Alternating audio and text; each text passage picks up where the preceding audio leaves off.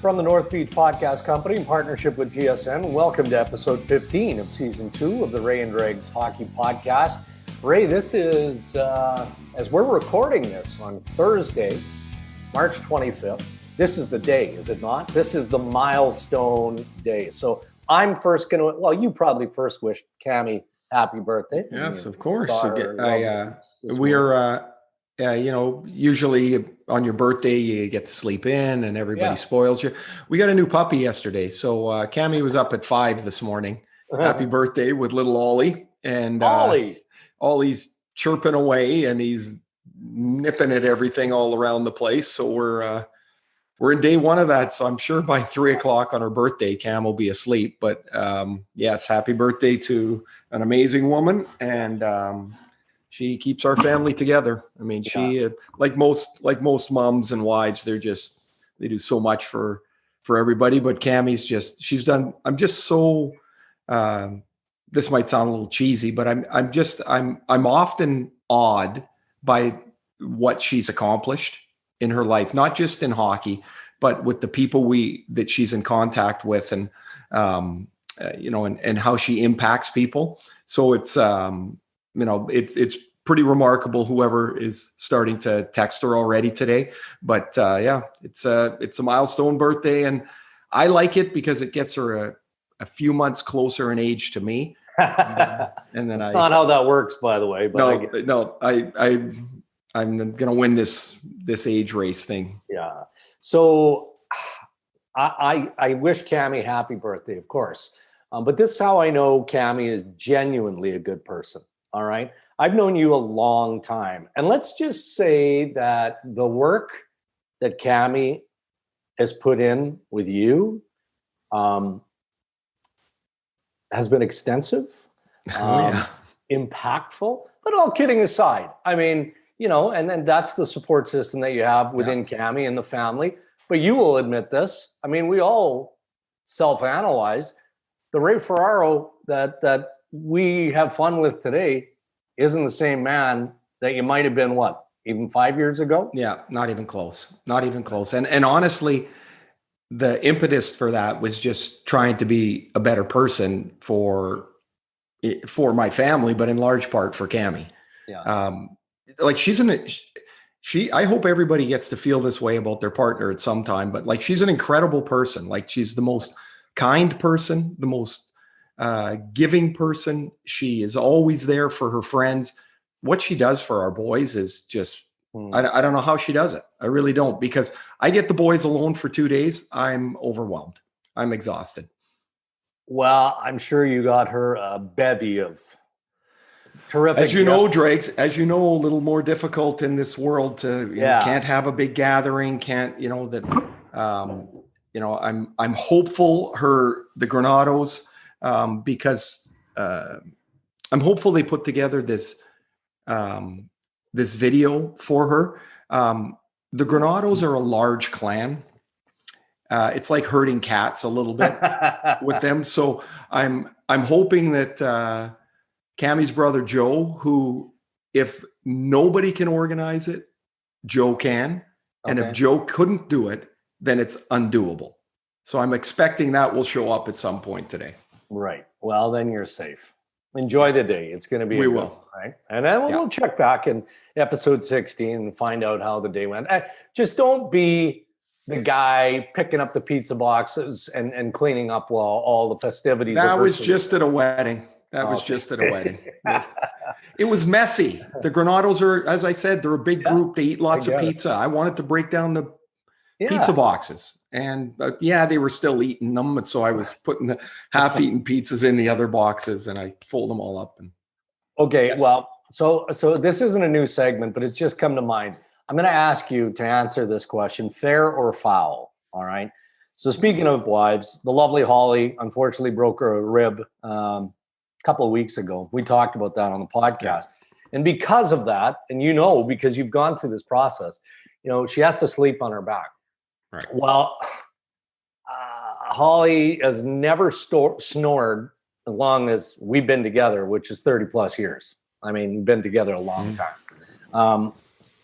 I wake up at like 5:15 a.m. to this buzzsaw And so we've got the 14-year-old Shih Tzu Fritz. He's got issues. He snores, but they were like competing with one another to a point. I always keep my cell phone in the bed, right beside me, bedside table, and it's always on. And you know what? I mean, maybe stuff breaks at 5 a.m, whatever. I got to be on call. So I reach over because now I'm awake, and I voice record Holly snoring. So we get up this morning. Of course, I'm up because I've been up since 5:15. I've got the coffee on, everything. She comes down. Hey, good morning. How are you? I hit play, and it's just. She's like, what is that? I'm like, that's you. You woke me up. You were snoring. Like, we got to do something. And man, was she offended that I had voice record. She's probably not going to like that I'm divulging this nationally on the podcast either, but that's I would say fair until you told us, foul when. All right. Well, I might be a future throat punch. So anyway, we dedicate episode 15 to our lovely brides. Yes. Cammy Granato on a milestone birthday, and Holly Dreger, just because now I'm backpedaling and trying to. Yeah, it's not going to work for you on this one again. I get it. You dig yourself holes at home there, don't you? Like on this podcast. I have so much going on, and I don't have a very good filter, right? Like stuff just comes out of the mouth, and you're like, I need to take that back. Too late. Lots of discussion this week on social media on the makeup calls in the wake, of course, of the hot mic incident with Tim Peel, and subsequently the fact that he wasn't fired or dismissed. He was just flat out told, we don't need you anymore. Contract was up April 24th, so he had a bunch of games that he was scheduled to officiate. That's not going to happen. So, poll question at Ray and Dregs on Twitter. Of your list of concerns with the current NHL game, where does officiating rank? So I believe that there are a few thousand hockey fans, Ray, that voted on the Ray and Dregs social channels. Top of the list, where would you guess that would be, percentage-wise? Or upper portion of the list, lower portion of the list, not even on the list? I would say upper portion is far and away the most. Yeah. Well, you nailed it. Is that about 40? Yeah, 40%, 40.4% of those few thousand people, which isn't small, voted on the Ray and Dregs poll and said it is the upper portion of the list. Top of the list, almost 14%, 13.8%. Lower portion of the list, 28.1%. Not even on the list, almost 18%, 17.7%. So the not even on the list folks are those that don't think that there is a problem in officiating. So we can expand on that. And we've got Darren Pang, who's broadcaster with the St. Louis Blues. He's going to join us. He knows Tim Peel well. I mean, and when you're between the benches, as you know, in healthier times, you spend a lot of time communicating with the linesmen and with the refs, and you get to know them a little bit. So we'll get his thoughts on it. But why don't we wrap it up? Because you and I have done various radio shows since this happened and right. shared our opinion. Was this the right thing to do from an NHL standpoint, or too harsh to literally? I mean, if Tim Peel wasn't retiring at the end of the year, is he being fired? Or is the early retirement the right thing to do given what happened? Well, I don't think they had a choice, that they had to do something, and it had to be significant. It doesn't matter if we know that there's, that there are makeup calls in the game, that games are, the term being managed. Like, we've known that for years. I mean, it's been forever. However, when it's in the public domain, I don't think that they had any choice. The fact that Tim's, was going to retire in, literally a month, to me makes it easy. Or easier. Had he been a 35-year-old official, would a suspension until the end of the year been suffice? I mean, maybe that's something that they might have talked about. But Dregs, I don't want to say, because it is significant what what the end result was. But the real conversation is around game management. It's around makeup calls. That really is what this is all about. And I tweeted out something to the effect of, I want to simplify it. I want the rule book to be called. Yet I'm very mindful that the rule book can't be called with a black and white view of everything. Right. It just can't be. Every game is going to be managed because every game and every call is a judgment by the official. Mm-hmm. It's not, is the puck over the goal line? Like that's a clear view. It either it is or it isn't. Right. Did the puck go over the glass? Either it did or it didn't. Well, a hooking call, I mean, technically there's 100 hooks a game. You can't call that. Yeah. But so what's the standard of hooking? What is the standard of boarding or charging? I think the greatest frustration that fans have is they don't know. And we talked about this last week when Sidney Crosby says it would be nice to know what's considered a okay hit and what isn't. When you got one of the greatest players ever to play the game that doesn't know the rules, yeah, or doesn't know the judgments of the rules, well, then you got a problem. And to say you don't is either sticking your head in the sand or just totally naive. Yeah. But isn't it obvious what the officials do if we stick with a hooking penalty as an example, right? Because people will often say, look, if it's a penalty in the first minute, it needs to be a penalty in the last minute or in overtime. But when you call that penalty in the first, early in a hockey game, you're establishing what you hope will be the standard for the rest of the game. Let me stop you. You shouldn't hope. That is your standard. Yeah. And so that penalty, I'm in agreement that if you think it's a penalty at the 38-second mark, it's a penalty 3 minutes into overtime. Yeah. It should be. Because by definition, if you don't want the officials to determine the outcome of the game, and so you don't want them to call that penalty in overtime, you are determining a play. There is no win for the official here. No. They're determining something on every play, every call that they make. It's an enormous responsibility. And that's why I think the league has to be more involved in giving them direction and to empower them to say, if you think that's a penalty early, it's a penalty late. Yeah. We see tons of international games, and there are times you go, man, that's a tight standard. Yeah. But everybody knows it's a tight standard. Right. And in our league, in the NHL, Dregs, too often it's a bit of a guessing game. Yeah, I hear you. But I always go back to my same fallback. And I did this on social media. I've been to so many GM meetings where Stephen Walkham will offer a presentation of the general manager. He is as we know, the director of officiating for the National Hockey League and has been for many, many years. And he will spend a ton of time with not only GMs, but at the Board of Governors meetings as well. I remember seeing him with Tom Dundon, the owner of the Carolina Hurricanes. Tom Dundon had his laptop. He'd clipped a bunch of penalties that had been called against the Hurricanes. This is going back a couple of years. And he wanted Walkham to go through each one and explain to him, somewhat of a non-traditional hockey fan at that point, why this was a penalty and this wasn't a penalty. And Walkham did it. And he was appreciative of Tom Dundon, an owner, coming to him with that list of questions and needing of explanation. But the GMs will sit in that room and they'll say, Walkham will say, okay, well, do you want this called with the final 3 minutes of the third period or an overtime? And most of them will go, no, I don't want that called. I mean, that's, so the GMs always establish the marching orders. Can I put my hand up here? Yeah. Question, sir? Yeah. Why are the GMs making the rules? Yeah. Like honestly, with all due respect to many of the Hall of Fame players that are general managers, yeah. A, they're thinking about their team, but B, they're thinking about the way they played. Who cares about the way I played or the league that I played in? Mm-hmm.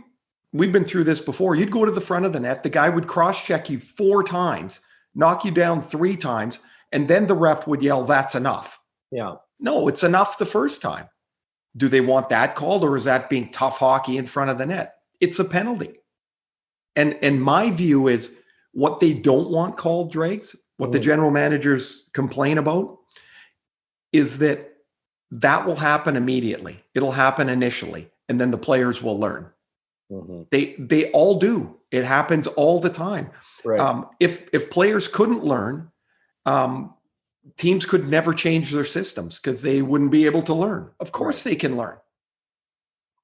I think the manager's impact on the officiating is a negative. It's rarely positive. One of the other things is those general managers should not have Stephen Walkom's phone number. They shouldn't have Colin Campbell's phone number. They shouldn't be complaining to then. Good, complain to themselves, or file a complaint. Yeah, like write an email. That's great. Go ahead, because then they can get back to them on their own time. Like, why should they be on immediate recall? And I'll give you an example that has nothing to do with hockey. There's a court case going on, and you're the judge, and you give a judgment in the middle of the court case. I'm the lawyer. I don't call you after court's out and say, hey, Drags, I didn't like that ruling. I go to jail. Like, you've got to let people do their jobs. And if they have nothing but nattering general managers in their ear, how can they not be influenced?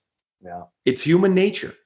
I think the system is fine, but needs to be refined. That's my view of it. I've always and long thought the GMs that have the opportunity to plead their case before trial, if you will, to plead into Stephen Walkom's ear about the rules, I've always thought that's kind of backwards. Have a session and go through all those rules that Stephen wants to discuss, get their impact, and then try and come up with the best decision you can make. But they shouldn't be determining the fast teams want everything called because they'll get a bunch of hooking penalties. Yeah. The big teams want it to be more physical because they want their guys to be able to, to do their thing. Every GM wants fairness. Of course they do. But what they really want is for their players not to be penalized. That's really it. Yeah. And look, just to illustrate the process, which I mean, the general managers can recommend rule tweaks or amendments, whatever, full-on rule changes, in fact. Then it goes to the competition committee, which is shared with the Players Association, ownership, things like that. And then it goes to the Board of Governors for the final approval on the changes. So there is a process they go through. Dregs, they went through, how long did they go through? You would probably know this, the offside thing. Oh, years. Right. Years. Are you kidding me? Years? Yes, years. Like it's ridiculous. Now we have, the latest thing is the hits. Are they being called like the ones from the backside? Are they being called enough? Or is that going to take years? It might. Yeah. Or a serious injury. Yeah, but my point is, how can that not move through the court system far quicker than that? It's a rule. It's not like you're deciding whether the net needs to be bigger and you need a couple of years of data. I mean, between how the language of the offside rule, additional video review when the league was kind of toying with the idea, then finally embraced additional video review. We'd go to the GM meetings in Boca, and it was kind of a boondoggle, aside from the fact that you're in a beautiful resort. But we knew the agenda going in on an annual basis, because essentially those breakout groups would have the same topics of discussion for like a 5-year stretch. I got an idea. Make a decision. Move on. Yeah. Well, speaking of general managers, Brad Treliving's probably not overly worried about the officiating in the NHL. He's got bigger fish to fry. The team has not responded to the coaching change of Daryl Sutter on the bench and Jeff Ward out, even though Sutter, in typical Daryl fashion, is employing it my way or the highway sort of coaching philosophy. I mean, I did the Ottawa-Calgary game on Monday.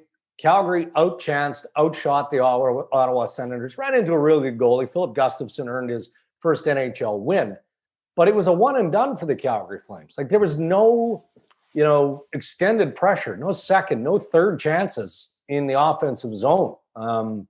There's a lot not to like about what that team is doing, aside from wins and losses. I mean, what are you seeing that's most disturbing?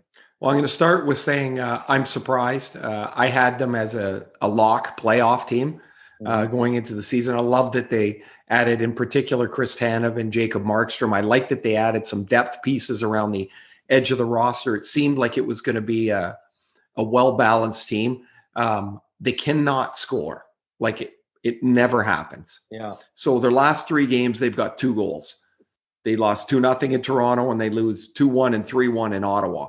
Yeah. Ottawa's given up 130 goals this year. And they give up 2 in the last 2 games. Yeah. Calgary's best players do not produce for them. In their last 9 games, Elias Lindholm, who I think is a really good player. Yeah. He's got 2 5-on-5 goals. Johnny Gaudreau has 1. Matthewchuk has 1. Sean Monahan has 1. That means you lose. If those guys don't score, you lose. And so while Darryl's trying to, put in a new system and a new way of playing, and I hear lots of talk, they're asking Johnny Gaudreau to play a way that he's never played before. Well, it's not pond hockey. You got to play in the system of the team. However, Darryl has to acknowledge as well that I've got to give a little bit of freedom to my more skilled players. Mm-hmm. There is a balance there that is to be found. The question is, are Calgary's top end players good enough? Have they been together too long that they need to break it up, which is kind of what I think. Yeah. Have they overestimated how good some of these guys are? And I think there's a little bit of that too. And all that adds up into a team that's not dangerous. They never look like, Ottawa never looked stressed, Drakes, in the 2 games.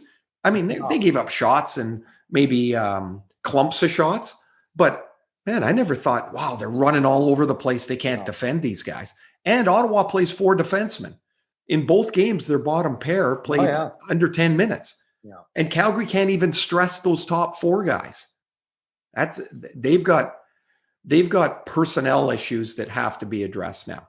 What do you make of Sutter limiting Matthewchuk in a couple of games to around the 13-minute mark? Well, he's sending his note across the bow here.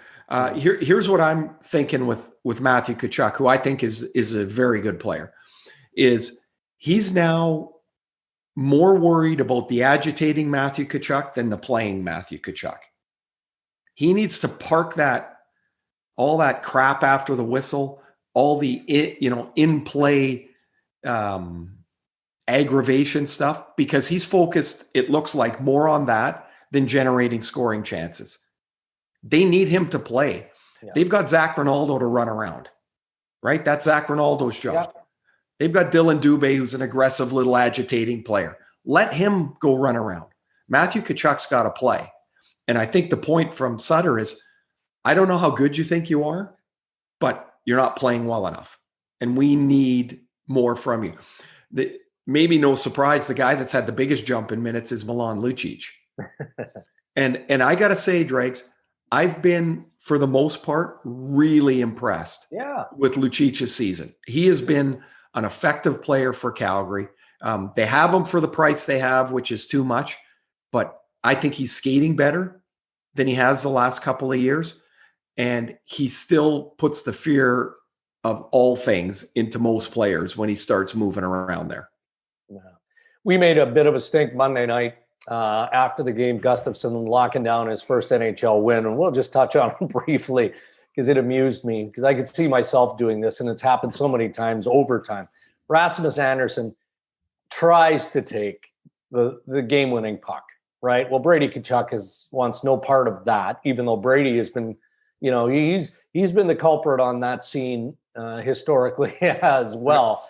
Did you buy Rasmus Andersson's explanation after the fact? Saying, look, I was pissed off. We lost again. We weren't playing well. I didn't realize it was his first NHL win. He should have the puck. So I threw it back. I mean, is that just good old-fashioned shenanigans? It is because when you're mad at the end of a game and the puck comes to you, you generally slap it down the ice. Yeah. Like you just get rid of it. He was carrying the thing. Like, where was he going with it? You're not practicing. You're not practicing your stick handling at this point. Like, no. Like remember late last week, Winnipeg loses in Edmonton and the puck bounces right to Blake Wheeler. Yeah. Well, he didn't take it with him. He threw it into the stands. He was mad. And so I don't care one way or the other. I'm glad Gustafsson's got the puck, but I don't have my first goal puck. Would it be nice? Sure. I don't have it. I don't know where it is. It was shenanigans. Shenanigans at its best. And look, we're in TV, so we can't complain about production or the fact that there are too many cameras. But sometimes there are too many cameras, right? Yeah. Like that used to be a staple of nonsense during the Stanley Cup final. Right. Where some idiot would grab the game-winning puck and the other team was pissed and all of those things. But if it didn't get caught on video, then hockey operations was trying to figure out, well, did it happen or didn't it happen? I used to have a field day with that stuff. Well, Dregs, okay, so in our day, it was the goalie getting the shutout, right? They wanted the puck for the goalie. Yeah. And so inevitably, they'd have to go down to the other end to get it because there's no chance you're going to give it to the guy. No chance. So what does it mean? Nothing. Yeah, exactly.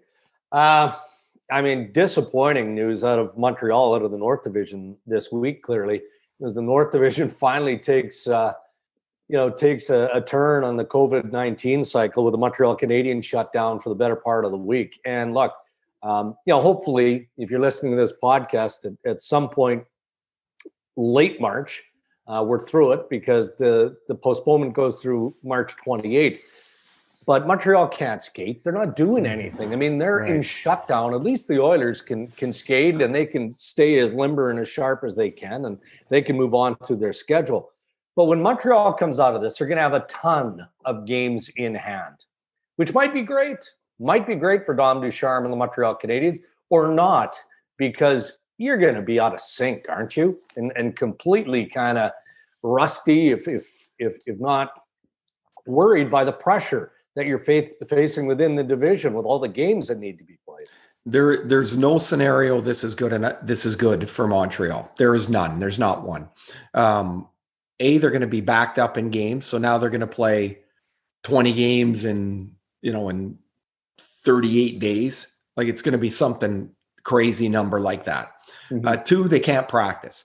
So they're not going to be. 2A is they're not going to be in shape, and 2B is this is time that Dominic Ducharme, who's 10 games into his tenure, could be working on systems and familiarity for the team. Nothing's happening. They are, in my mind, it's not just a standstill, Dregs. They're going backwards because and it's through nothing that they can do or have done.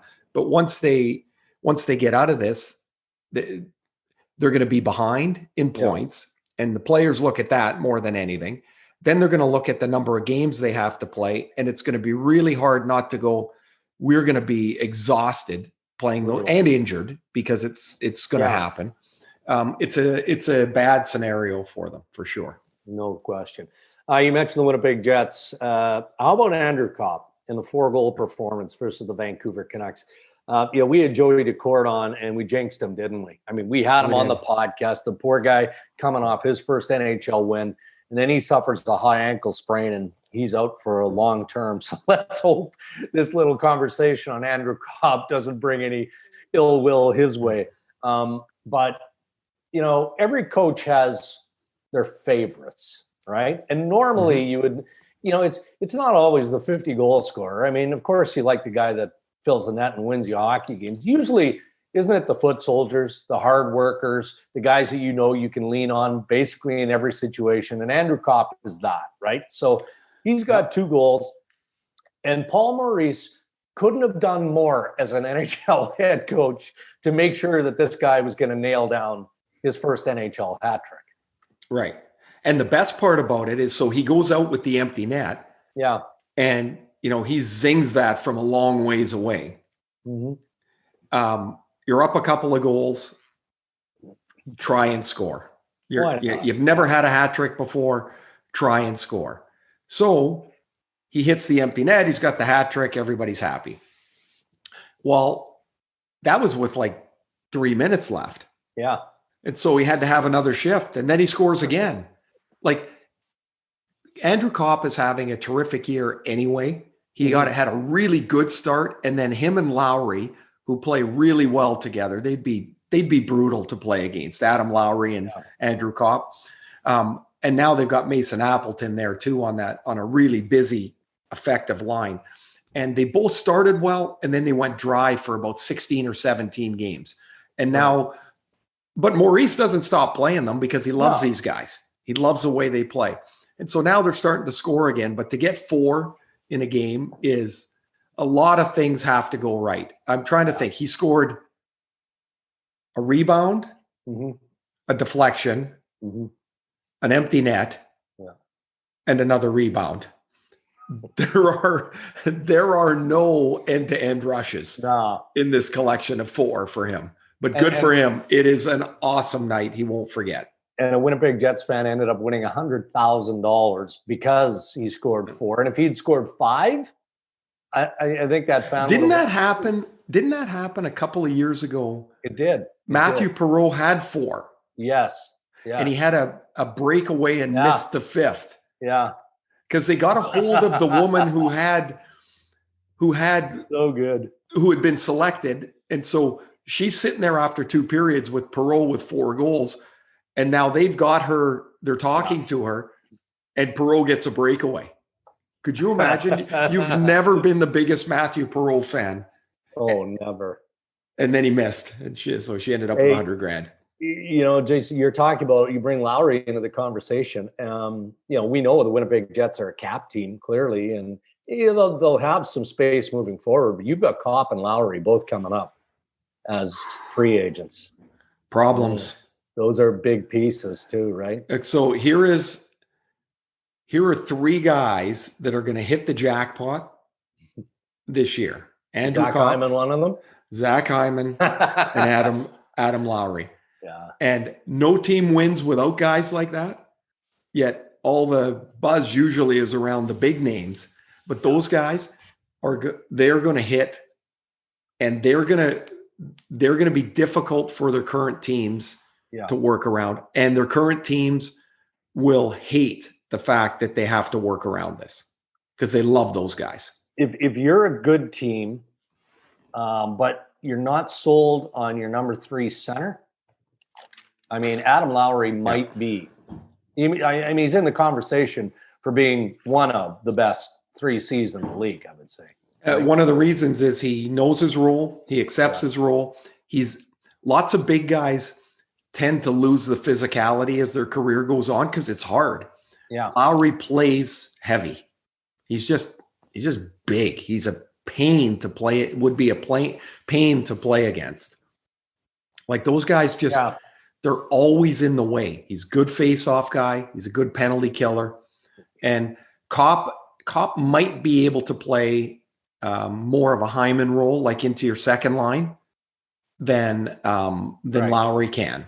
And so I think Andrew Kopp is, each time he shoots it in the net, he's hitting a little bit of a cash register. Yeah, for sure. But the expectation, certainly the hope, would be for all 3 players that you've mentioned, Kopp, Lowry, and Hyman, that they embrace the theory of a hometown discount and the pandemic discount and well, okay, my advice would be, as a guy that's retired and has no stake in the game, do not take a hometown discount. You're at the one point in your career where you can cash in. Yeah. And you're all having terrific years. Now, Larry Simon's in Winnipeg, and Brandon Pridham in Toronto. Guys we don't hear a lot. They've got that juggling machine going in their office. Those bingo balls are moving around. What if we pay this guy this and that guy this? And that's where your cap team is just so incredibly valuable. How do you keep your most important pieces as much as you can? Our interview today with Darren Pang is brought to you by our pals at coolbet.co.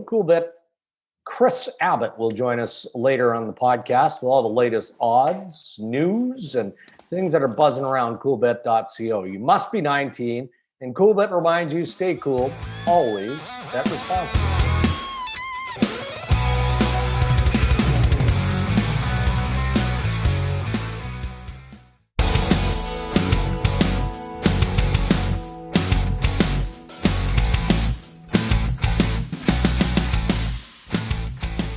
Well, Panger, first of all, welcome to the Ray and Darren podcast. But what a tough week, right? For you, for the St. Louis Blues, for the hockey world in general. Bob Plager, great ambassador for the St. Louis Blues. Such a welcoming, friendly face, terrific sense of humor. Tragically lost on Wednesday in a traffic accident. In the day, of course, the Plager brothers, Bob and Barkley, were fierce competitors. So there's so many wonderful stories, but a good friend to you and to all associated with the St. Louis Blues. Yeah, thanks for that, Dregs and Ray. And it's great to be on your program. I follow you guys all the time. And, there's no easy way to even begin to describe the impact of Bobby here. You guys have covered numerous finals and games, and you saw him during 19 and ever present.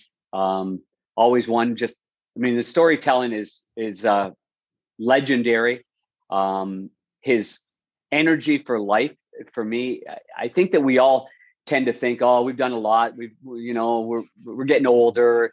I don't know. He's forever going to keep me young, that guy, because he could keep up with anybody just in conversation and analyzing hockey and telling stories.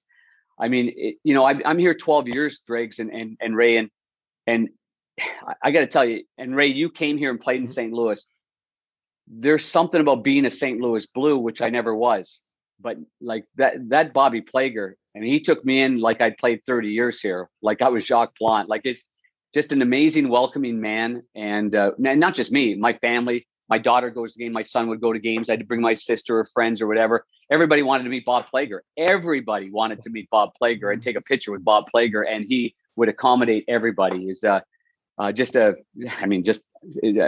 terrible, terrible, terrible sudden loss for everybody here. That's for sure. This city's in mourning. Flags are at half mast. This is one that won't be able to get over this one. That's for sure. Panger, I was in the building just by happenstance that night when Bob's number was retired. I want to say maybe one of the greatest retirement ideas, and you could feel the love explode out of the crowd. And so his brother Barkley's number was retired. And if I miss a detail, please join. And there was a moment when Barkley's jersey was lowered and it kind of stopped, and it almost looked like something went wrong.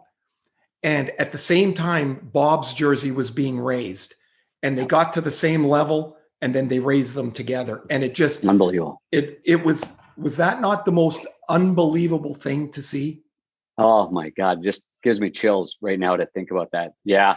And Ray, because were you between the benches with me? Yes.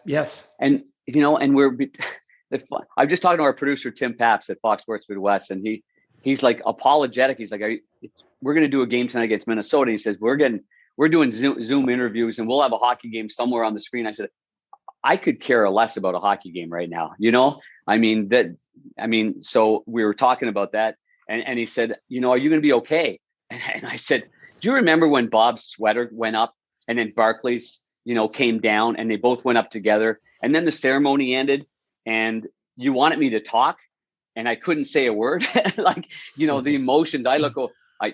Ray, I totally forgot that you were there beside me, but I remember looking around, and I'm like this, and they're like, do you want to talk about it? I'm like, I can't say a sentence here. This is so great and so emotional. And then when we were with him on the plane coming back from Boston. Then he and John Kelly took the Stanley Cup to Barkley's grave, and John got to bring it for, his father, Dan Kelly, and these guys had a toast there. It's like, what a culmination of greatness. And so I'm glad you were there for that, because that was one of the most, really a special moment, Ray, that retirement for sure. And just to retire his sweater. I mean, it wasn't about numbers for him. It wasn't about stats for Bobby Plager. It was about Bobby Plager. Just a good old Ontario boy that came here and stayed true to his childhood, personality and never changed one bit. Well, there'll be so many great stories that are told by so many members of the St. Louis Blues organization, and we look forward to all of them, obviously, Panger. News of the week, somebody well, Tim Peel, of course, effectively dismissed, even though the National Hockey League did not call it a firing or a dismissal. They've just said, look, Tim Peel isn't going to do any more games. His contract would expire April 24th. In light of what went down, we can all appreciate what he said was wrong. The fact that it was acknowledged was wrong. The makeup call, again, I think we can all agree has been there as long as the game has been played. So the punishment as we see it, as you see it, with Tim Peel on the cusp of retirement, now pushed into retirement, was it fair or was it too harsh? I'm really struggling with this for a lot of reasons, and mostly because it's a guy that I've known for a long time. We're members of the same golf club. We play a lot of golf together. He's got a heart the size of a lion, and we were all looking forward to April 24th here. Big get together at Ruth Chris afterwards. He's so excited about having his kids there and being on the ice and seeing his last game. So I'm extremely sad. Besides everything else, I'm just extremely sad for a guy that's been there for 24 years and I mean they're in the heat of battle all the time. It's a magnifying glass on these referees, and now going to the whole thing, and what are we told about microphones? Besides, we're told to be careful, microphones, but there could be some kid that works for a college or somewhere that's working the audio and a mistake's made all the way around. And now it's highly magnified, and with the pressure that everybody's on, and with where relationships with betting and what have you, it was a terrible look. But getting back to calls, Ray, like, how many times do we watch a game and think, well, one team had so many power plays, there's going to be one that's going to be called here, and more times than not, it happens, and it's part of it. So I don't know what Tim was thinking at that particular point, or why he, would, that would happen. But I'm sad for the man that it ended this way. I guess that's what I would add. I would say the complication to all of the officiating, which is now being talked about, Panger, is as we know doing the games, is an official will make a call and they have no recourse to that call. They might not even like the call 2 seconds after they made it. We look at it and review and go, geez, that wasn't really a penalty. Well, they can't fix that. Yeah. Isn't it human nature that somewhere along the line, they're going to try and fix that? It would be really hard to say, yeah, that's in the past and it's gone. Yeah. And over the course of games and games, I can see why it happens. It's been around forever. The call that you sense is coming the other way. And I don't know what the exact fix is for it. I do think they need to tell officials, the league does, that they have their back, that they can make the call and know that the league has their back. That's really my best option to this. Call what's in the book as best as you can, and we have your back. Yeah. Did you see? I was reading up a number of different articles, and it was Duchesne that was saying that he was actually talking to the bench. Yeah. In that conversation. I know before the game, I mean, he's on his last go around, and I'm not sure if people understand this, but the final game's April 24th, that they select with, whatever town you're in, and then you don't work again.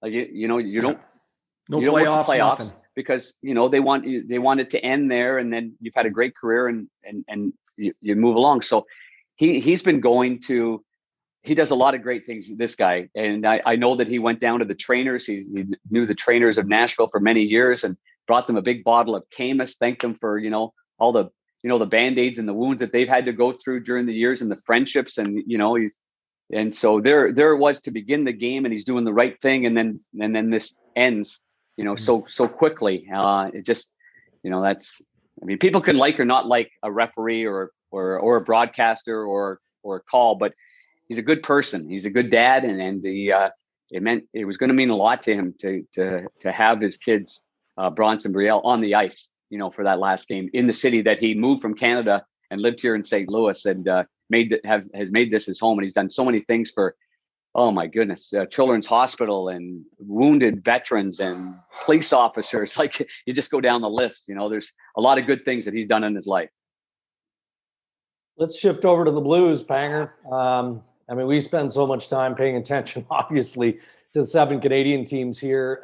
Wait a second. There's a Canadian division? There's a Canadian division. We could say division. What division are you in, Panger? Yeah, exactly.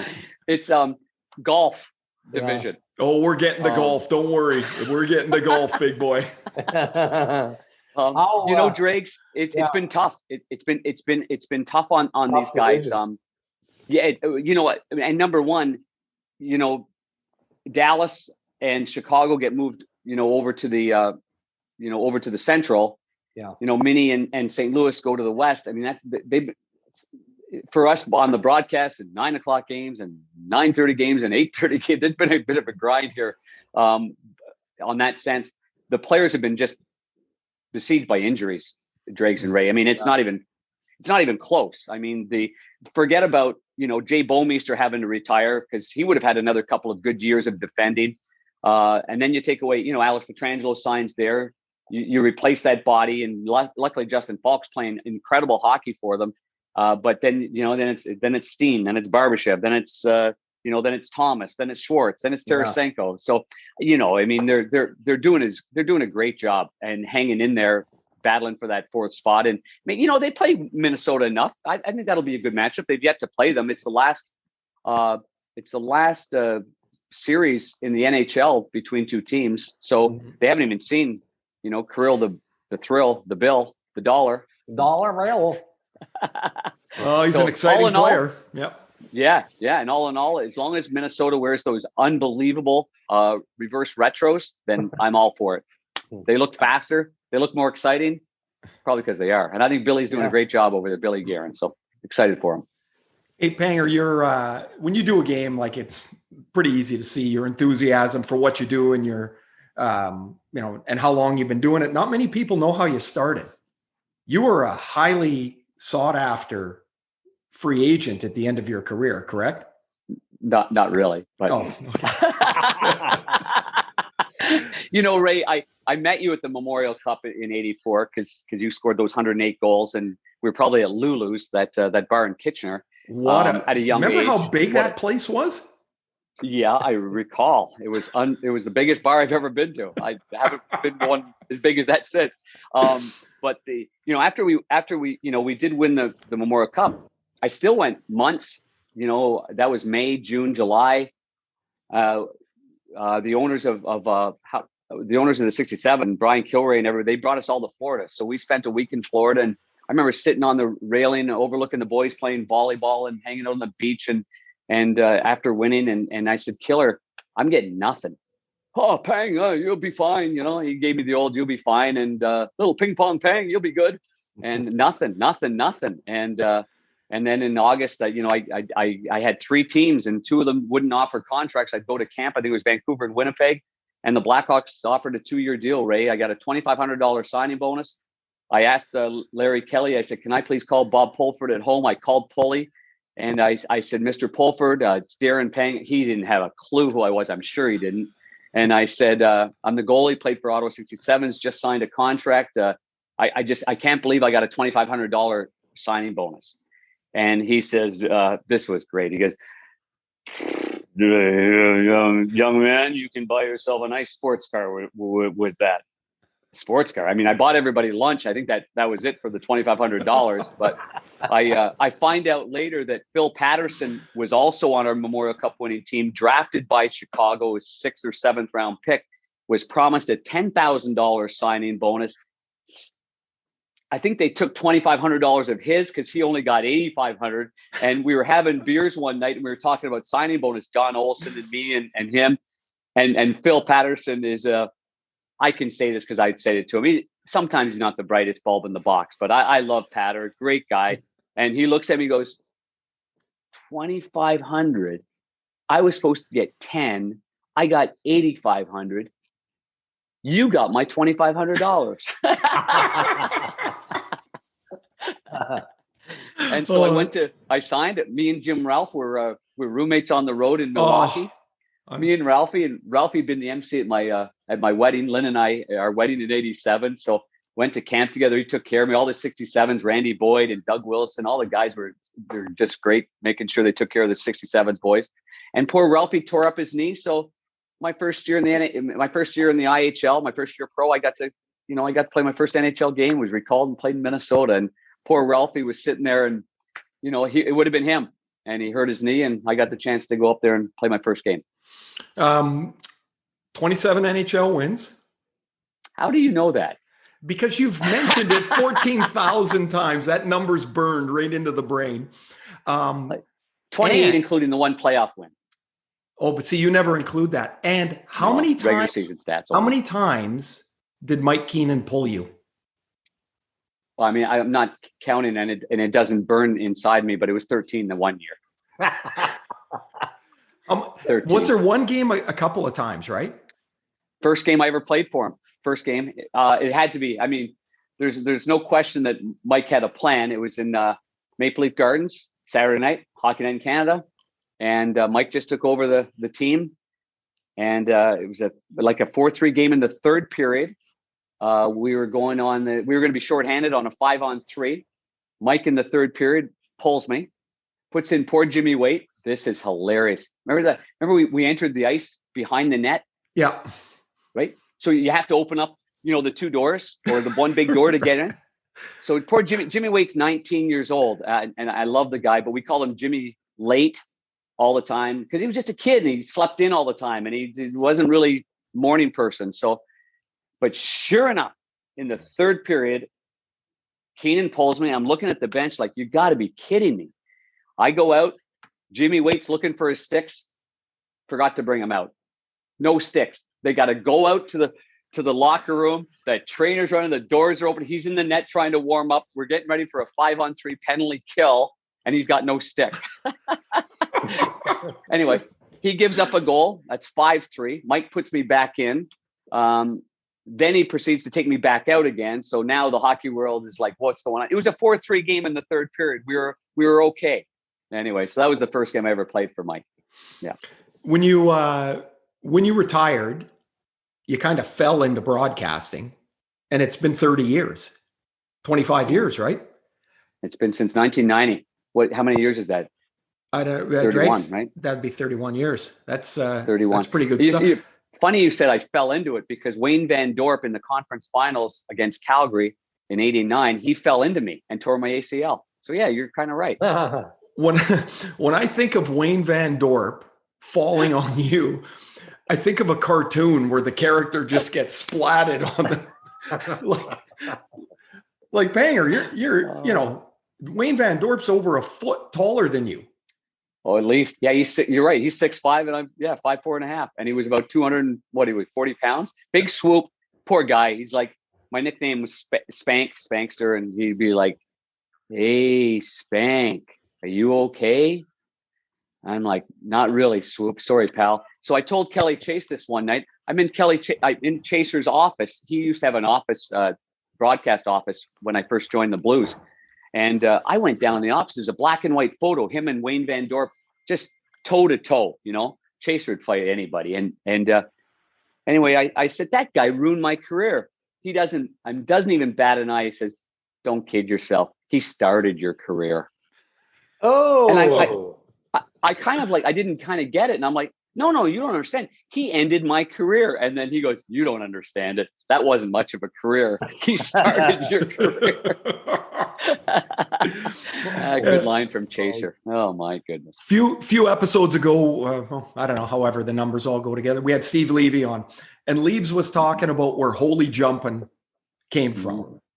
Holy Jumpin' is on your bobblehead doll.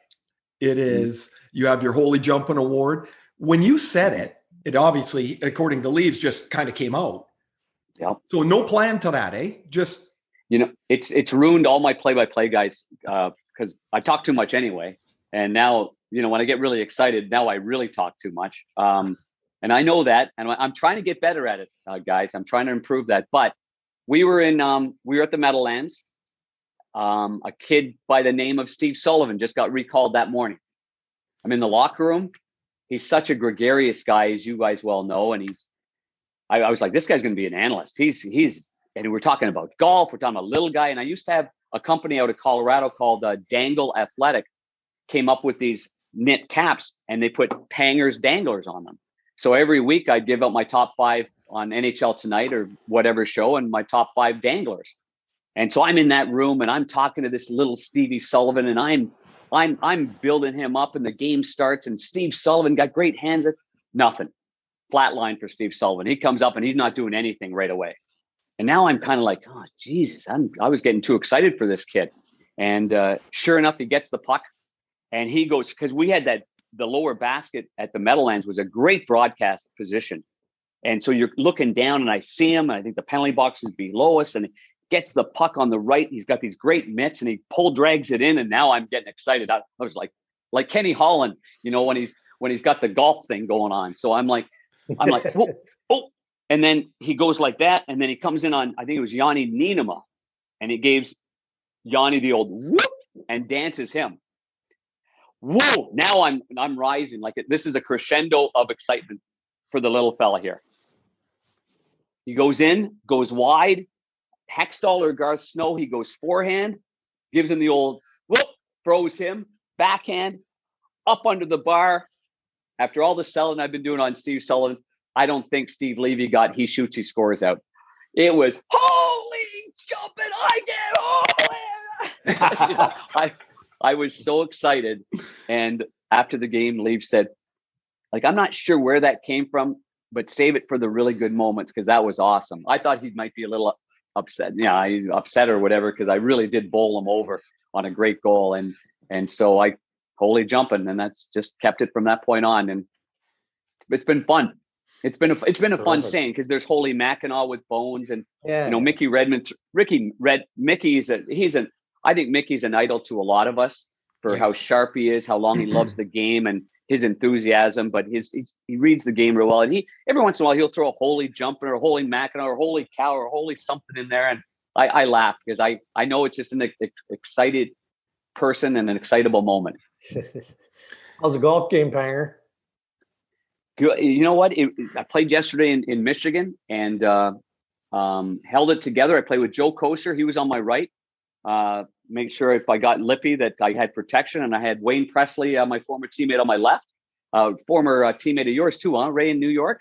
Yep, we made the Rangers what they were. They missed the playoffs 7 years in a row after we got there. No, they made the mistake of canning you guys right away after signing you guys. That's happened to both of us. Boom, boom. Yep. Thanks for coming. So I went there and so I went 15 straight pars, dregs, 15 straight pars. I missed one to get up and down on 16, and I par 17 and I par 18 and I shot 73. So it was a good day yesterday. Yeah, good day. So Dregs, we go on these golf trips and they're fun. There's 30 guys and there's tournaments, and inside the 5 days, we're playing 36 holes a day. Well, one of the tournaments, we're in Bandon Dunes, and Panger's walking on this hill looking for his drive, which is a little bit wayward. And all of a sudden, he kind of stumbles, and he's had a terrible knee, and now he's got a real problem. His leg's locked out. So for the rest of the trip, he's icing, and his knee is like a balloon, and he's icing, and then he still gets out there, and you don't take a card at Bandon. So he's hobbling around. And he's playing well, and he's like he always does. He's putting a little cash in his pocket there. Things are going well.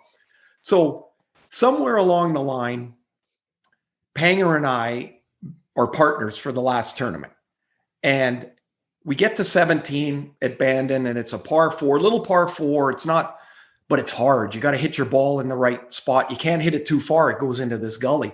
So Panger plays it in a way I wouldn't.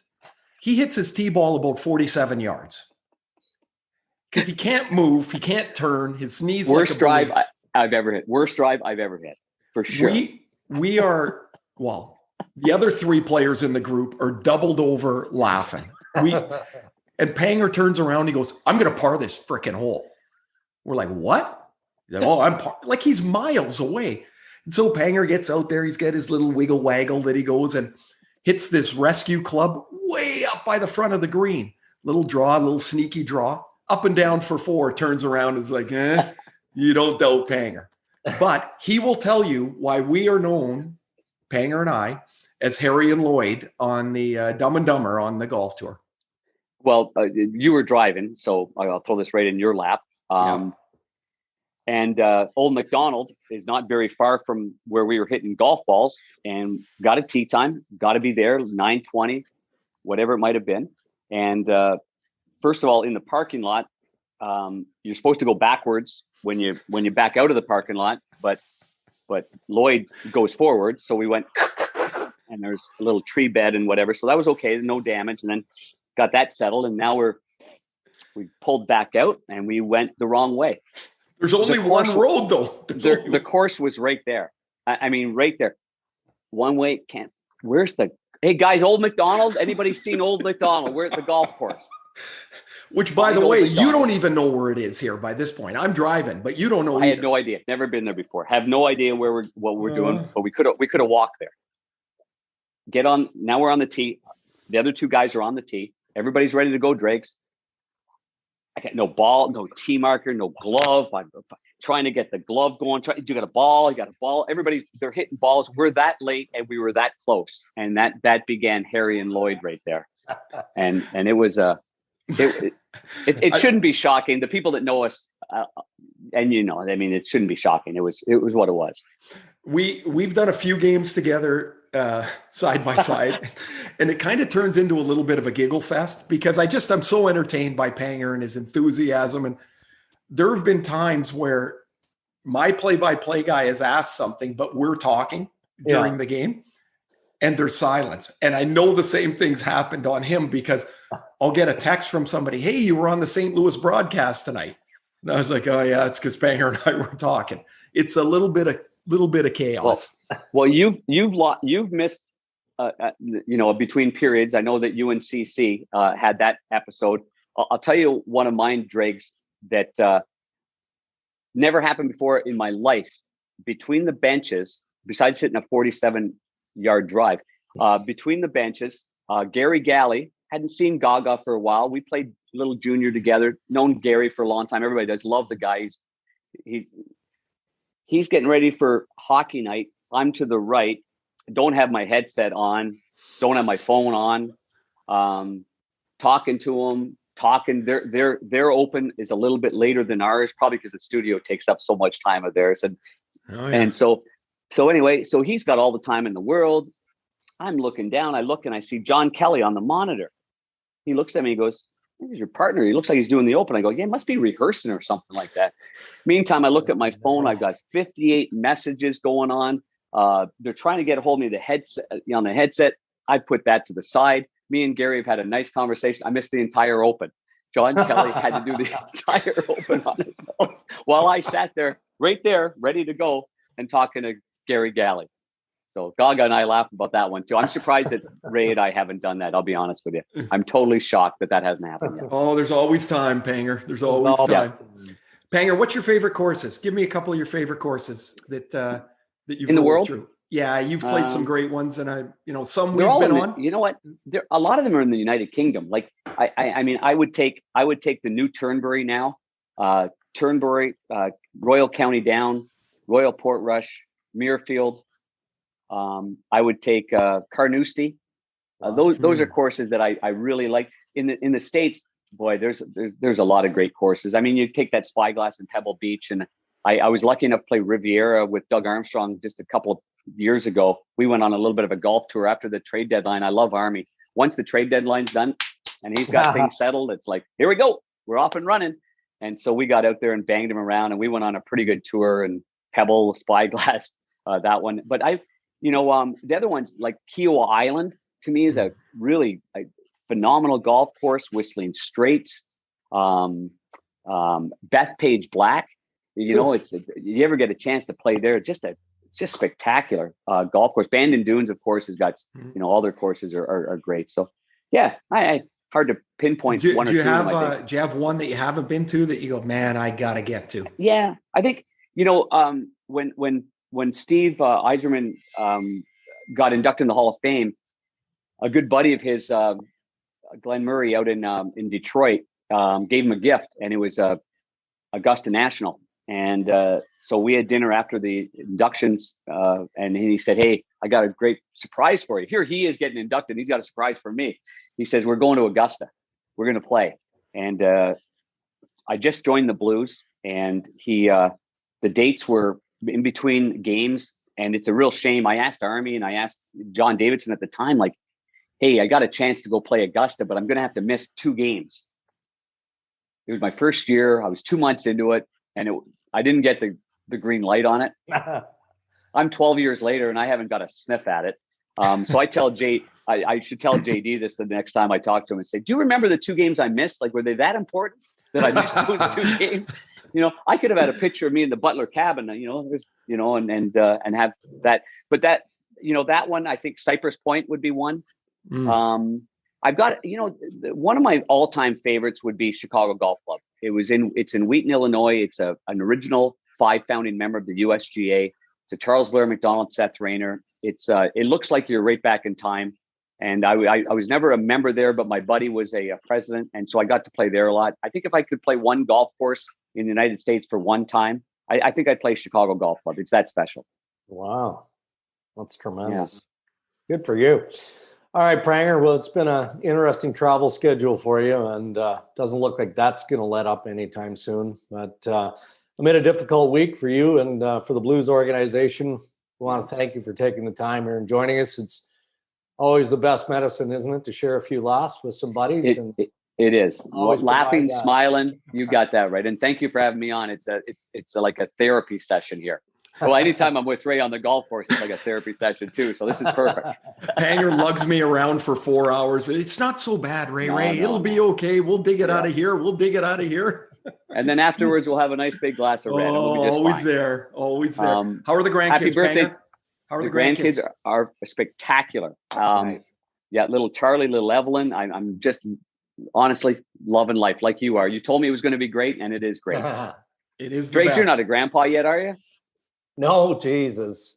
No. Okay. All right. Not yet. Not yet. Okay. No, not yet. I've got a daughter going to law school and a son that better not be a dad anytime soon. How's that?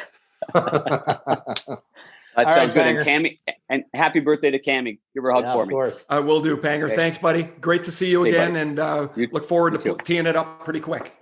Thanks for having me on, guys. Take care. All right, buddy. Talk about one of the characters of the game, right? I mean, he's always Darren Pang has always had such a great demeanor, a great outlook on life.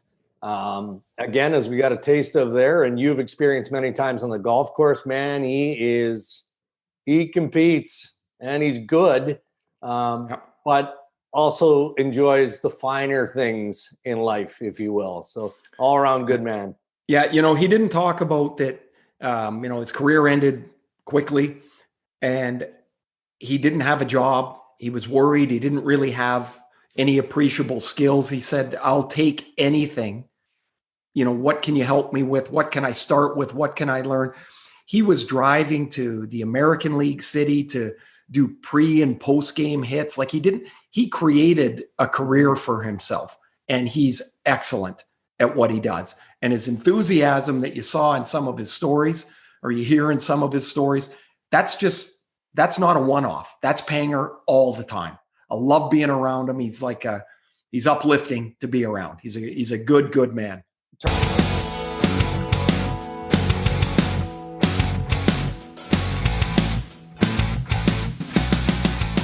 All right, time for a weekly visit with Chris Abbott from coolbet.co. And Chris, we've got a lot to get to. I mean, we can talk about March Madness, which we will. Major League Baseball opening day is now a week away.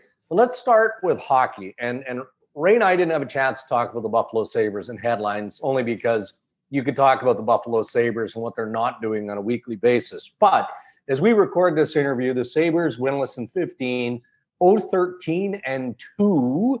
How does that manifest in terms of picking the lines or the action when it comes to betting? I assume that everybody's betting against the Buffalo Sabres in some fashion.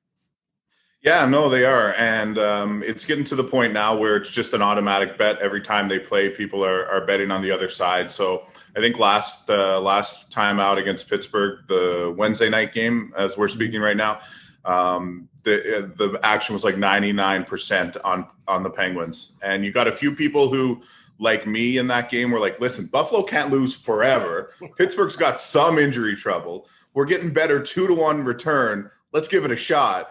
And it was over in the first. Well, it was over in the second period. You never get 2-1 though, do you? Like in the NHL, you don't see 2-1 odds. No, it's absolutely insane. And now I think the next game they're 2.5-1. So what's happening is odds makers are trying to entice. They're trying to throw out a price that will get people to say, "Well, I got to bet this." Even if they don't have a chance to win the game, the return's too good. I got to at least try. And that's what's happening right now. And, the other thing is they're losing these games by multiple goals, and people are betting them to lose by more than 1.5. And it's been lucrative. I have one guy who follows me on Twitter who keeps writing to say, told you, best bet in hockey. Yeah. See, Ray can't even, Ray's struggling to find this amusing. Aren't you, Ray? I mean, yeah. Well, I will say this week, I watched start to finish 2 Buffalo games. Yeah. Which was one more than I watched the previous 7 weeks. And that's because my brother-in-law, Don, is coaching. And it's such a crazy circumstance. You look at their team and you're like, oh my gosh, they got so much work to do. And yet from your end, Chris, whatever work they're going to do, nobody's going to see it or feel it or understand it until maybe one night it does happen, and it will. Hell, the Atlanta Thrashers lost 20 games in a row. We won. You got to win. Well, although there were some days in there, Chris, I got to tell you, we weren't so sure. Yeah, no, I believe it. I mean, it's one of these things where you're absolutely right. People are going to bet against them until they eventually do start to turn the corner in some fashion. Like they're going to rattle off 2 or 3 wins in a row here somewhere. Sure. And what that's going to do is bust a lot of parlays for people who take it as a gimme. And the people who are savvy enough to at least put the money down on better than 2-1 odds are going to make a return. But if you lose 5 times trying to do that before it happens once, well, that's not much good either. But yeah, it really does add another interesting wrinkle to the entire season. I mean, we saw it earlier this year with the Leafs, where it looked like they may never lose again. And then they started losing games. They lost a couple against Vancouver and then to Ottawa. So that's why the betting market is so insane. People tend to have a very short memory, and they go on what happened the night or two before, without sometimes seeing the broader view that for the Buffalo Sabres to finish the year on a 30-something game losing streak is quite improbable. Hey, Chris, just like spring coming around, the yearly complaints of the March Madness bracket that sucks are here too. Everybody's bracket just has been destroyed in the early rounds of the tournament. Were you able to anticipate that from a betting perspective in that it's such a odd year, or does that really play too much into it? It seems, I don't know. It seems every year it's kind of crazy. This year it seems even more so with the number of teams that have been knocked off. It definitely, well, it is for one, this year has been absolutely insane. I think at one point underdogs were 15-4, which was just nuts. and all these top seeds getting knocked out. So brackets were done within the first 36 hours, which was funny. We should have anticipated it better. And I think this is something that we can look towards when the NHL playoffs come around, because you've got teams in NCAA that played just conference games or just games in their area. And then, the Big Ten, who everyone thought was going to be dominant, kind of just whimpered their way out the door. So it is a very, very weird year. We've said that ad nauseum, of course, but I think that's something to look forward to in the NHL playoffs when teams start heading into different conferences. And yeah, in terms of March Madness, if you just blindly bet underdogs over the last, whatever it's been, 10 days or so now, you've done quite well. Is action starting to pick up on baseball with opening day right around the corner? There's a whole lot of excitement. There's a lot of excitement around the Blue Jays too. I mean, they're odds-wise second in the division. They're high in the American League. Certainly, a lot of injury news came out of their spring training camp this week, and that's kind of made people kind of lament that the bets they've put in already, or maybe be hesitant to put in another. But yeah, opening day just a week away. It's going to be super exciting.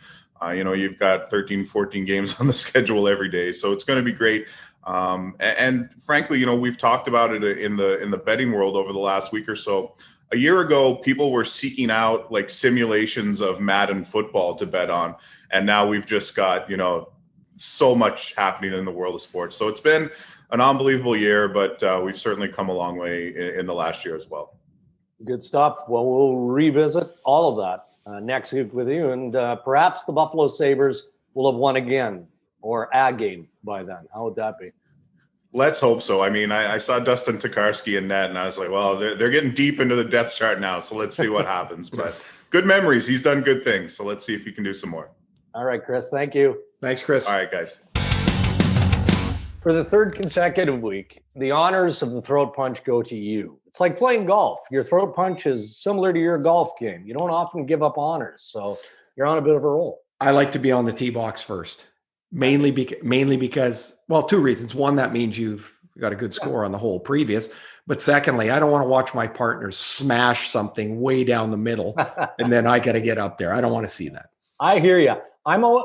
Everybody prefers to go first because, again, it's an indication of your play. I'm okay with second.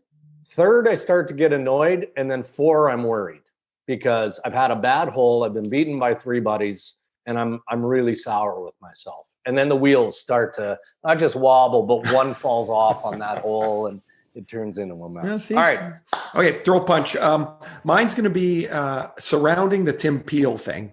Okay. Is the outrage that people are expressing, both fans and media, about the game management. Now, maybe they feel this is the opportunity to do so, to really make their mark, but that's great. And I find this in a lot of things. So that have happened in the last year or so is that everybody has a complaint.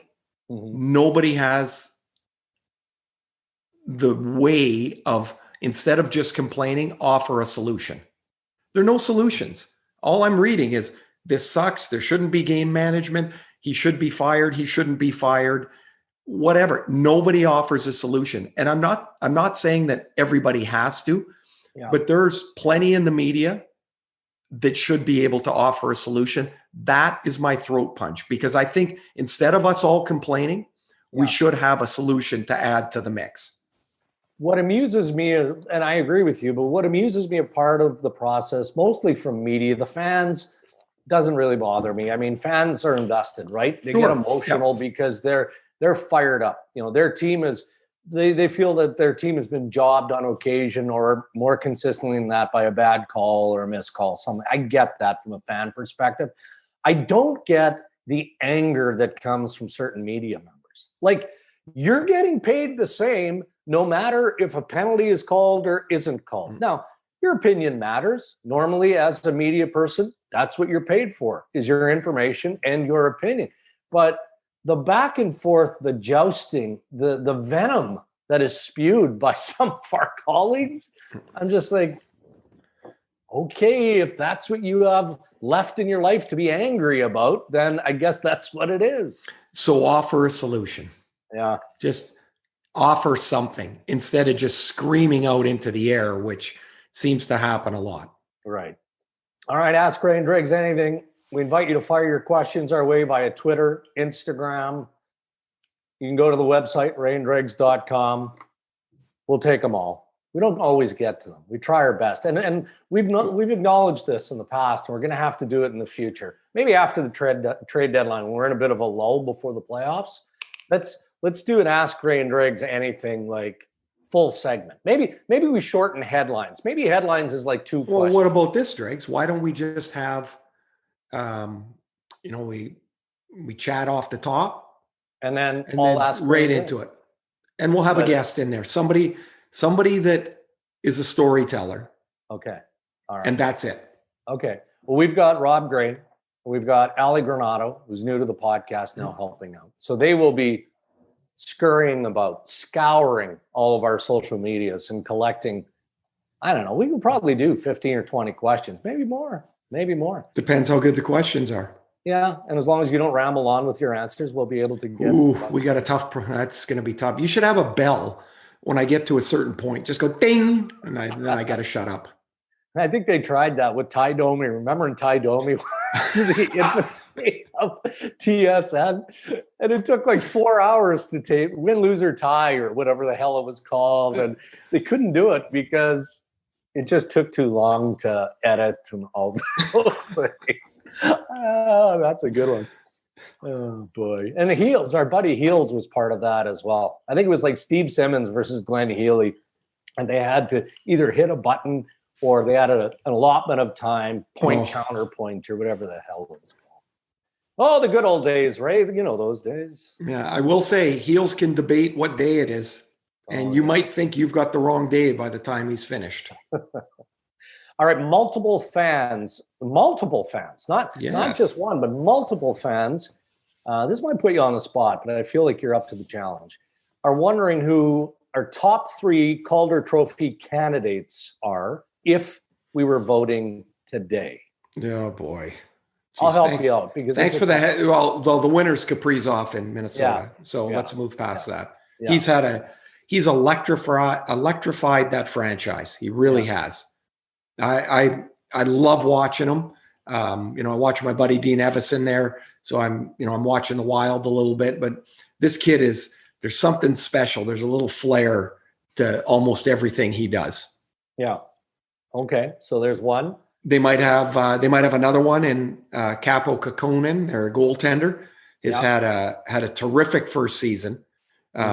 Again, a position that Minnesota was hoping would be filled, and he would fill it. Cam Talbot's come and done a nice job, but Kakkonen's been I think one of the best rookies in the league, and certainly one that's come maybe as far as anybody. Mm-hmm. What about Lankinen? Kevin Lankinen in Chicago, is he in that conversation or just a non? Yes, but below Kakkonen for me. Yeah. Okay. I just jotted down because I have the opportunity to look at the questions ahead of time. Yes, I see this. Like scratch some ideas. Oliver Wahlstrom, the New York Islanders. In New York, and they need. These guys, the last couple they've had really impressive starts, but they're not at the level of the Minnesota guys, in my opinion. Right. The Islanders need these young guys to score, in particular with Anders Lee out of the lineup. Right. Yeah. Lee's not going to return this year, and we'll see what Lou does at the deadline, but he's not sitting there with $7 million in cap space. No, I am interested to see what Lou does. Keep hearing Foligno rumors out of Columbus, right? Kyle Palmieri is another one, even though it sounds like the Devils would like to hold on to him.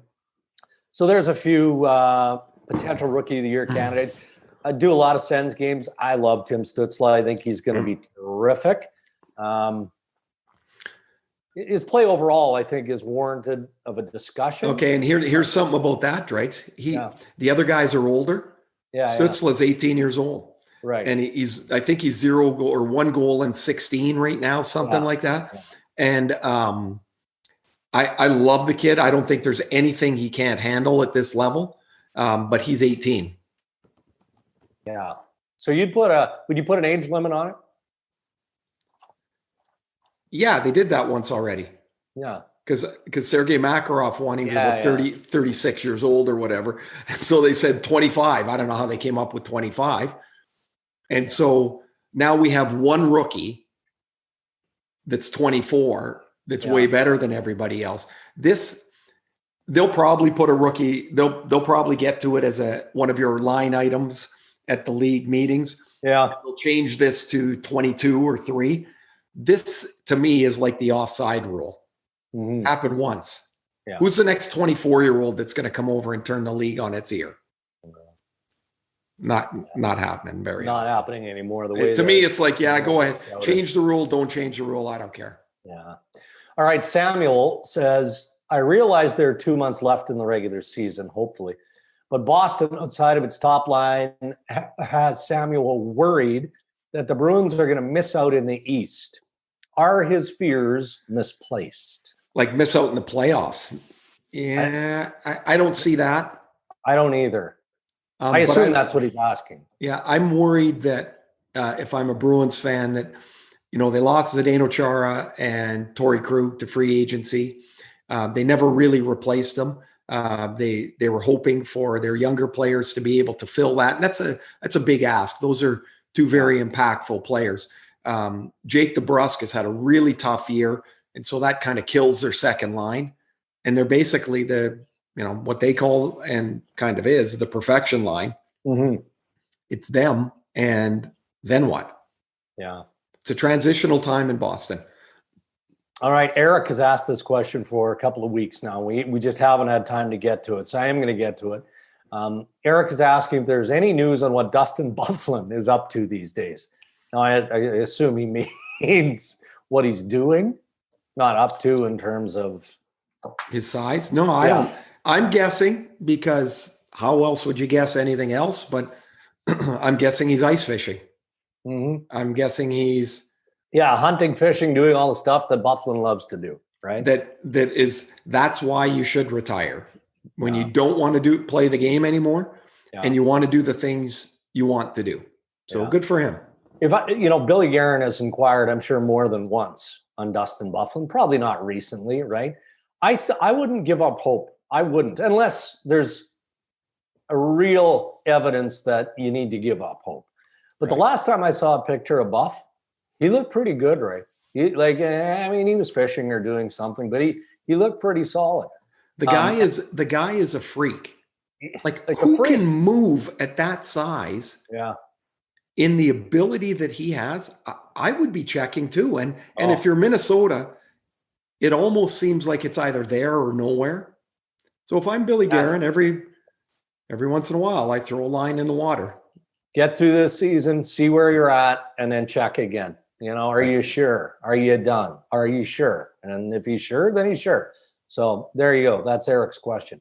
Do we have time for one more, or do we need to wrap? We do. No, I think we do. Well, I'll give you a choice. Something about draft lottery rules or something about the player safety department? Draft lottery rules, I don't care. Okay. But player safety, do we have to go on whatever you want? The player safety is a loaded one. It always is. Sorry, Marcus, but it is. It's just egging us on to complain about the lack of consistency and whatnot. So I feel like we've done that. I feel like we've answered many times. Yeah. Okay, let's go to Carlo. Carlo says, I'm happy with the draft lottery rule changes for the most part, but shouldn't the team that wins the Stanley Cup get rewarded?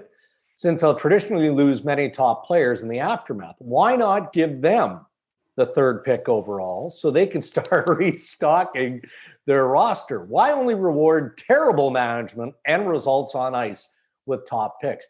I can appreciate his theory on this. I'm guessing he's a Tampa fan. Probably. I will say I've been around the NHL since December of 1984. Yeah. I have never heard this. No. I like the creativity. It will never work, but I like it. Yeah. Can you imagine, so Bill Daly, Deputy Commissioner of the NHL, effectively has managed the draft lottery since its inception. Right. So all of the changes he's been a big part of. So they make the changes that they've made, and they put the limitations on yet again. Can you imagine the NHL at some point going the exact opposite direction? So just think of this, Drake. So I want the fans to make a visual. So the way the tables are set up at the draft is so the lousy teams don't have to walk far to the stage, right? Mm-hmm. To team 31, the Stanley Cup champions, way at the back. Yeah. So could you imagine team A drafts, team B drafts, and here comes team 31 from the back, and he's got to work his way through all the, excuse me, pardon me, to get up there and get the third pick. I love it. Awesome. It reminds me of healthier times, but a number of times over the years being on the draft floor, the coaches especially are hilarious because they're misfits at that table. Most of them, not all of them, but a lot of them, right? They're there to greet the players that they've drafted and all that, but they don't really have a significant amount of input into the process. So I'll get at least a couple, 3 times annually when we're on the floor, a text, hey, come back and talk to me. I'm bored. Because they're just sitting there twiddling their thumbs. And of course, they think you're not working, that you're just walking around out there. So yeah. Well, or that's even worse. They'll say, hey, come here. So I walk over there thinking, ooh, geez, maybe there's something. Scoop, big trade happening. Nah, I'm just bored. Need somebody to talk to. Yeah, thanks. What's the week look like, buddy? I tell you what, I'm looking at the end of March and I'm looking into April. What, we got an Ollie sighting? Or? Yeah, I'm just watching Cammy's taking Ollie out again here. Happy birthday, Cam. Happy birthday, Cam. There she goes again. Ollie and Cammy out for a walk. Yeah. Busy week. Busy. Every week's a busy week. But would you believe I have 4 games next week? Really? 4. Well, now some of those I assume are going to be in a little bit of jeopardy. There's always the possibility with the Montreal backup that games are going to get bounced around. The Ottawa game Sunday is off, right? Mm-hmm. So there's one game that's got to fit somewhere else. Right. And so can you imagine? I always screw up his name, but I get Steve right in the league office doing the schedule. That's a Pedros? Yeah, easy for you to say. Can you imagine what his desk must look like as he's trying to redo this on the go all the time? Man, what a job. So breaking news in on the Ray and Darren podcast. Marc Bergevin was at a media call, general manager for the Montreal Canadiens, confirmed on his media call that they are dealing with the variant strain of COVID-19. So, I mean, we're probably gonna date the podcast by having this conversation, but I can tell you that the Quebec Health Department pushed hard for 14-day shutdown as opposed to 5, I guess it was. Was it 5 or 7? Because there was a fear that there was reason to believe it could have been the variant. Yeah. So now that it's been confirmed, to the point you just made about me bitching about the schedule next week, we'll let the news sift out and we'll get all of our confirmations. But Bergevin, as we're recording, confirming it's a variant strain. Man, it's there's just nothing easy about this year. Anyway, man, on that note, we shall be off. I want you to enjoy Cammy's birthday. We will do that. It's kind of a 2-day thing. Is it? Yeah, mainly because you can't do anything, so it's kind of spread out over today and tomorrow. Okay, and you've got the Granado clan on a virtual birthday. I cannot confirm that. That's the idea. You're working on it, right? Yeah, that's the idea. And then day 2 would be what? Just the kids, close proximity, family, that sort of thing? Yes, and we have a dinner that got catered. Basically, I got to go pick it up. It's I mean, they can't even do what it's not a complaint. It's just a fact. You can't even do what we normally would do. So, because either that or Cammy would have to cook. I mean, who else is? I certainly can't. How about breakfast in bed for Cammy tomorrow? And you make those. I got to remember this from an early podcast because Riley and Reese used to get treated with Dad's pancakes. Were they like rabbit shaped? Yeah, for Easter, of course. Little bunny rabbits? Yeah. Well, I think Cammy would appreciate bunny rabbit pancakes. I think tomorrow what I'll do is I'll just get up early with Ollie. How about that? Now, is Ollie crated? Is Ollie being trained? Well, that's the goal, yeah.